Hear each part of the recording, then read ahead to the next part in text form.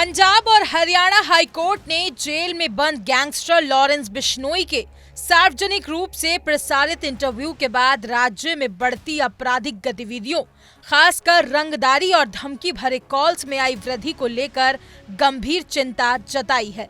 अदालत ने स्पष्ट कहा है कि इंटरव्यू के प्रसारण के बाद से न केवल जबरन वसूली की घटनाओं में इजाफा हुआ है, बल्कि लक्षित हत्याएं, फिरौती की मांग और गवाहों को धमकाने जैसे अपराधों में भी तेजी से वृद्धि हुई है।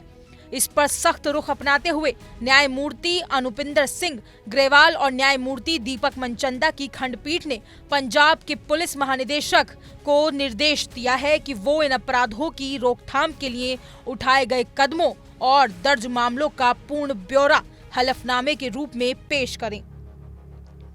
कोर्ट ने साफ निर्देश दिए हैं कि यह हलफनामा माहवार तरीके से उन मामलों की संख्या और विवरण को दर्शाए जो 1 जनवरी 2024 से लेकर 15 जुलाई 2025 के बीच दर्ज हुई हैं।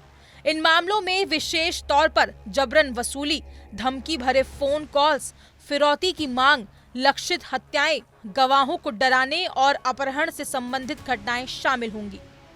कोर्ट ने यह भी कहा है कि केवल आंकड़े प्रस्तुत करना ही काफी नहीं है, बल्कि राज्य सरकार को यह भी बताना होगा कि इन अपराधों को रोकने के लिए क्या ठोस प्रयास किए जा रहे हैं।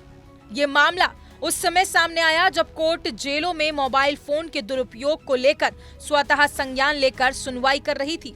इसी सिलसिले में अगस्त 2024 में गठित एक विशेष जांच टीम ने यह खुलासा किया था कि गैंगस्टर लॉरेंस बिश्नोई के 2 इंटरव्यू प्रसारित हुए थे।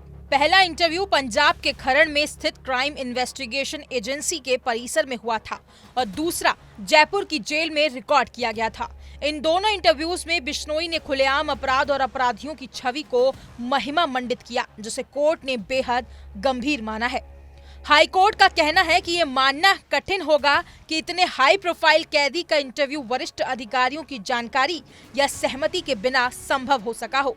इसलिए अदालत ने एसआईटी को यह भी निर्देश दिया है कि वो केवल निचले स्तर के अधिकारियों को दोषी न ठहराए, बल्कि जांच में वरिष्ठ अधिकारियों की भूमिका की भी बारीकी से पड़ताल की जाए। कोर्ट ने ये दोहराया है कि अगर अपराधी जेल में रहकर इंटरव्यू दे सकते हैं, मोबाइल फोन का उपयोग कर सकते हैं, तो ये पूरी व्यवस्था की असफलता को दर्शाता है।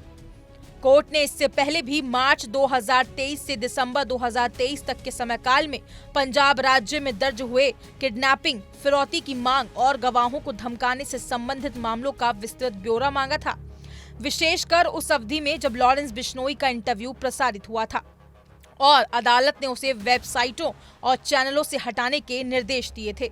हाईकोर्ट ने जेल प्रशासन को भी कटघरे में खड़ा किया है। सुनवाई के दौरान जब पंजाब के जेल विभाग के प्रधान सचिव पेश हुए तो उन्होंने बताया कि राज्य की जेलों में कुल 159 वीडियो कॉन्फ्रेंसिंग सुविधाएं उपलब्ध हैं, लेकिन इनका उपयोग ट्रायल कोर्ट में उच्च जोखिम वाले कैदियों की पेशी के लिए पर्याप्त रूप से नहीं किया जा रहा। कोर्ट ने इस पर भी नाराजगी जताई और स्पष्ट किया कि जब तकनीक उपलब्ध है तो इसकी पूरी तरह उपयोग किया जाना चाहिए, ताकि ऐसे अपराधियों को कोर्ट में लाने के दौरान सुरक्षा जोखिम कम हो और जेल में रहने के दौरान उनके बाहरी संपर्क भी रोके जा सके। हाईकोर्ट की चिंता केवल तकनीकी और कानूनी मुद्दों तक सीमित नहीं है, बल्कि सामाजिक स्तर पर भी इसकी गूंज है। अदालत ने राज्य सरकार से गैंगस्टर संस्कृति पर अंकुश लगाने की सख्त कदम उठाने को कहा। कोर्ट ने स्पष्ट किया कि एकल न्यायाधीश द्वारा पूर्व में दिए गए दिशा निर्देशों का पालन सुनिश्चित किया जाना चाहिए और राज्य को ये दिखाना होगा कि वो कानून के शासन को लेकर कितना गंभीर है। ये पूरा मामला दिखाता है कि कैसे जेलों के भीतर से भी अपराध संचालित हो रहे हैं और किस तरह से गैंगस्टर अपने प्रचार के लिए मीडिया का उपयोग कर रहे हैं। लॉरेंस बिश्नोई जैसे अपराधी जब जेल में बैठकर न सिर्फ धमकियां दे सकते हैं, बल्कि स्वयं को रॉबिन हुड के रूप में पेश कर सकते हैं, तो ये केवल एक अपराध की कहानी नहीं रह जाती। ये प्रशासनिक, राजनीतिक और सामाजिक विफलता की व्यापक तस्वीर बन जाती है।